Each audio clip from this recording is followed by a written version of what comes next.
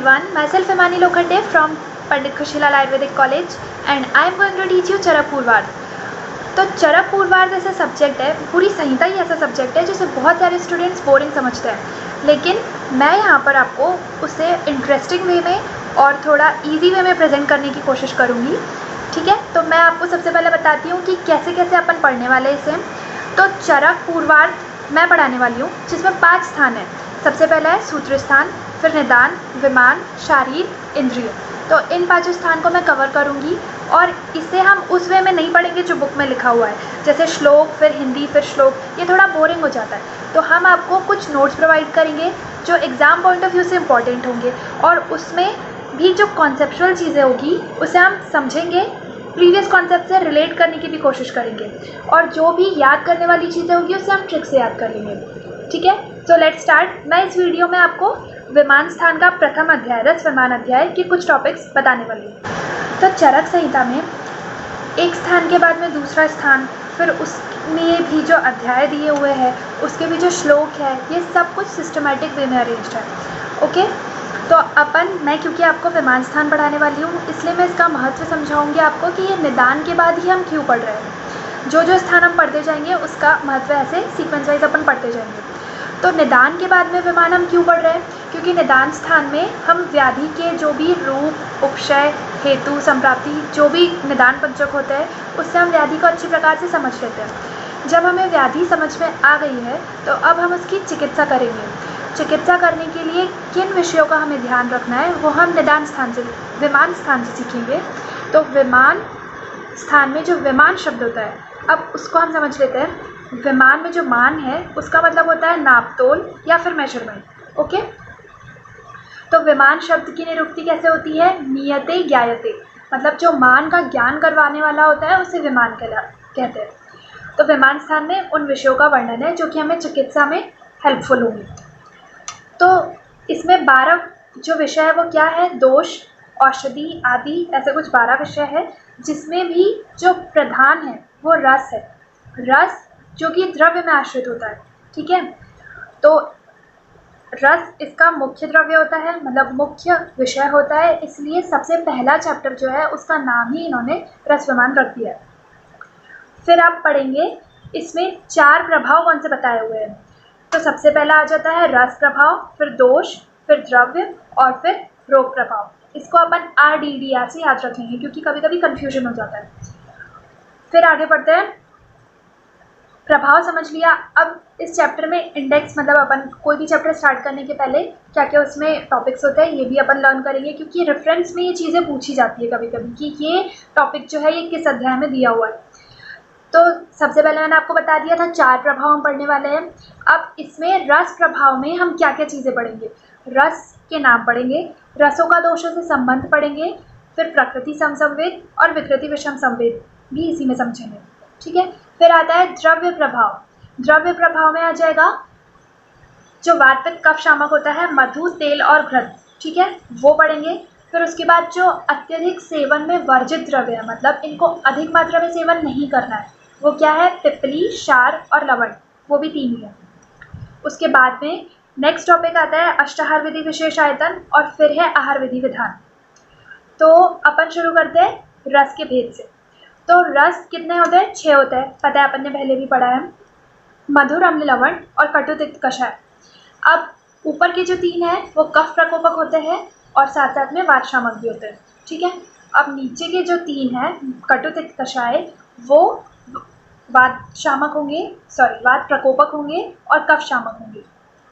फिर उसके बाद जो 3 बीच के बच जाता है कटु, अम्ल और लवण, ये पित्त प्रकोपक होते हैं।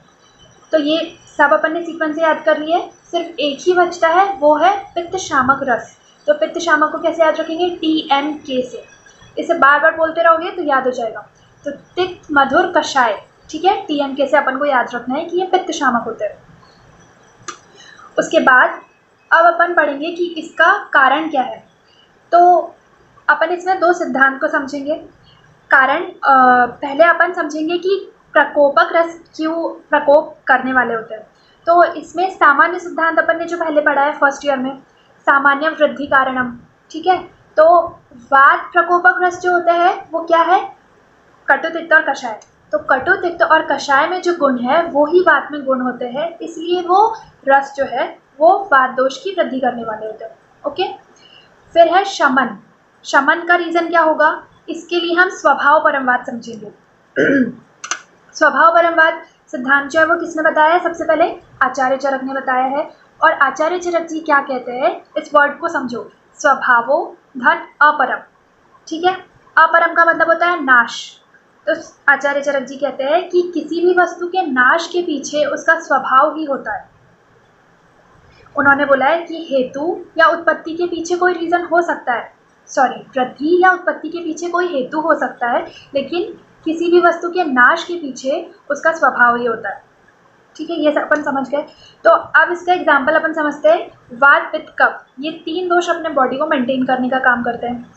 अब अगर अपन ऐसे रसों का सेवन करते हैं जो कि कफ प्रकोपक और पित्त प्रकोपक है, फॉर एग्जाम्पल नहीं, ये तो बात ही है कि कफ को प्रकोप करने वाले रस कौन से हो जाएंगे? मधुर, अम्ल और लवण।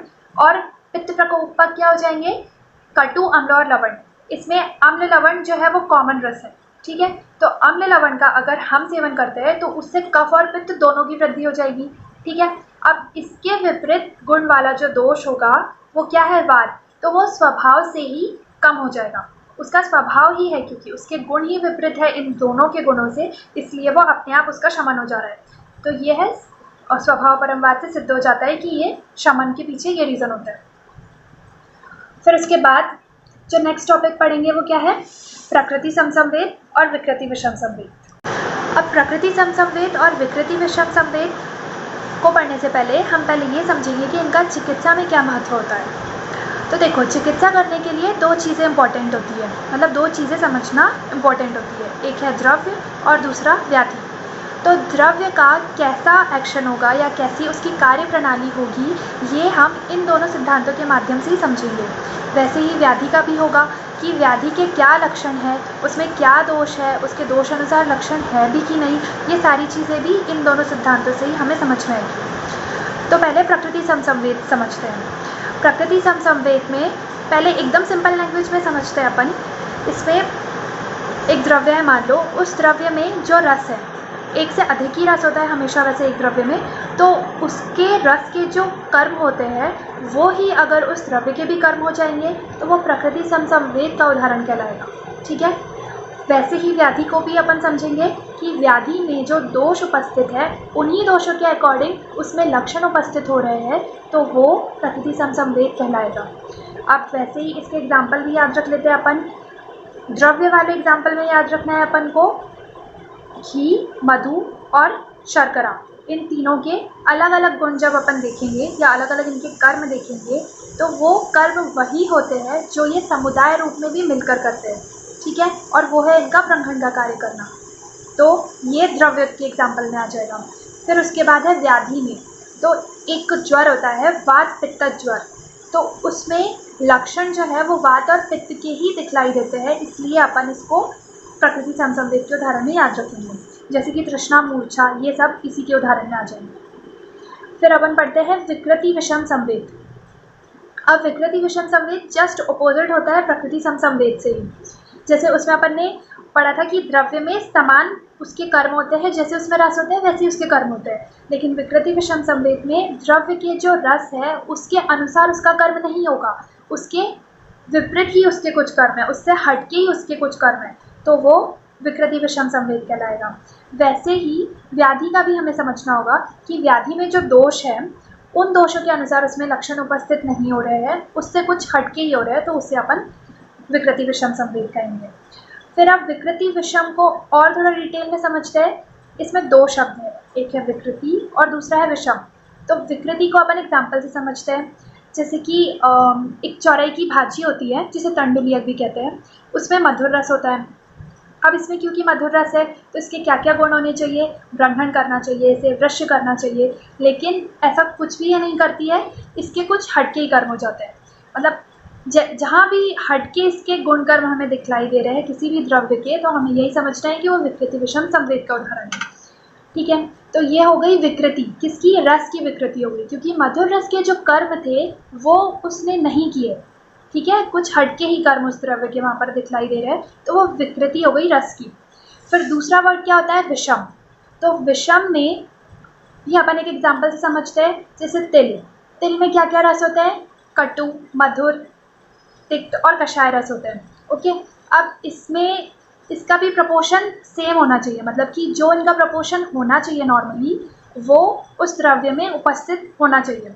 लेकिन अगर इनके प्रपोर्शन में विषमता आ जाती है, मतलब कोई रस इसमें अगर बढ़ जाए और कोई रस कम हो जाए, तो इसके वजह से उसका जो सामान्य कर्म होता है वो नहीं करता है। तिल का सामान्य कर्म क्या है, कफ और पित्त शामक होता है वो, और त्रिदोष शामक होता है। लेकिन अगर इसके रसों में विषमता आ जाएगी तो वो कफ और पित्त शामक नहीं होगा, कफ और पित्त प्रकोपक हो जाता है, और त्रिदोष शामक ना होकर त्रिदोष प्रकोपक हो जाता है। मतलब समझ रहे हो आप, विषमता की वजह से उसके कर्म में ही, उसके एक्शन में ही पूरी विपरीतता आ गई।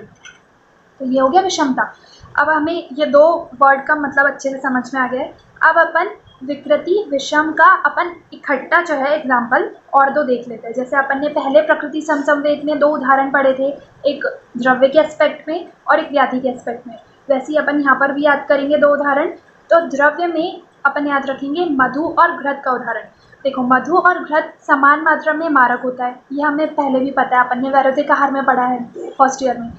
तो यहाँ पर ये दोनों चीज़ों का इस्तेमाल किस व्याधि में किया जाता है, सूर्यावर्त व्याधि में किया जाता है।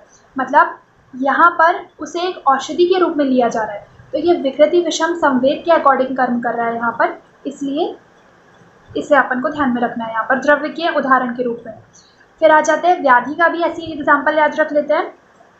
अपन ने वहाँ पर वात कफत ज्वर पढ़ा था, वात पित्त ज्वर पढ़ा था, सॉरी। यहाँ पर अपन पढ़ने वाला है वात कफत ज्वर, जिसमें वात और कफ के अकॉर्डिंग लक्षण उत्पन्न नहीं होते हैं, कुछ अन्य लक्षण इसमें उत्पन्न हो जाता है। जैसे कि पित्त का लक्षण, स्वेद अधिक मात्रा में प्रकट होता है। तो ये जो लक्षण है पित्त का, पित्त दोष वहाँ पर नहीं है, उसके बाद में भी ये लक्षण वहाँ पर क्यों है, तो ये विकृति विषम संवेद से कार्य हो रहा है, यहाँ पर अपन ऐसे समझेंगे।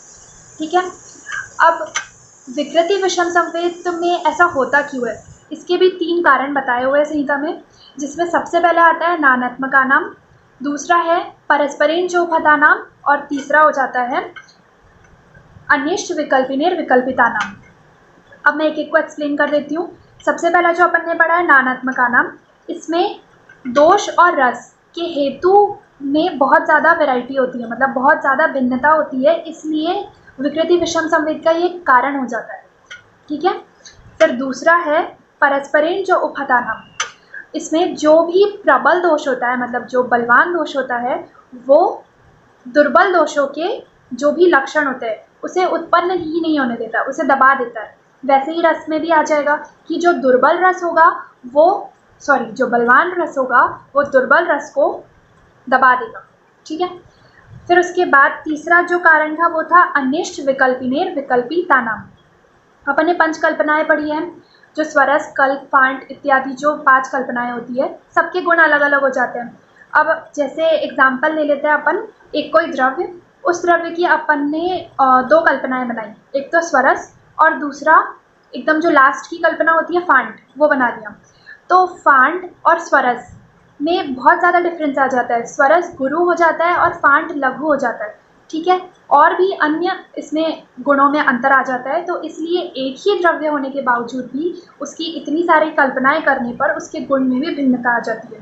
तो ये भी विकृति विषम संवेद का एक कारण हो सकता है। तो इस प्रकार से इसमें 3 कारण अपन ने समझ लिया है। अब अगर शॉर्ट में अगर आपको लिखने को आ जाता है विकृति विषम संवेद और प्रकृति समसंवेद, तो आप सबसे पहले उसका महत्व समझाइएगा। जो भी अपन ने पढ़ा है कि चिकित्सा में क्यों ये इम्पोर्टेंट होता है, किस लिए हम इसे पढ़ते हैं। फिर उसके बाद दोनों की जो डेफिनेशन है, जो दोनों सिद्धांत जो मैंने आपको समझाया एकदम सिंपल लैंग्वेज में, वो आप बताना। फिर उसके बाद उदाहरण के बिना ये टॉपिक बिल्कुल अधूरा है, इसलिए आपको उदाहरण दोनों के याद रखने होंगे।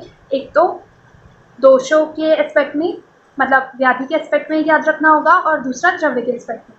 ठीक है, तो इतना काफ़ी होगा एग्ज़ाम पॉइंट ऑफ व्यू से। आई होप कि आप लोग को सब कुछ अच्छे से समझ में आया हो। Thank you for listening.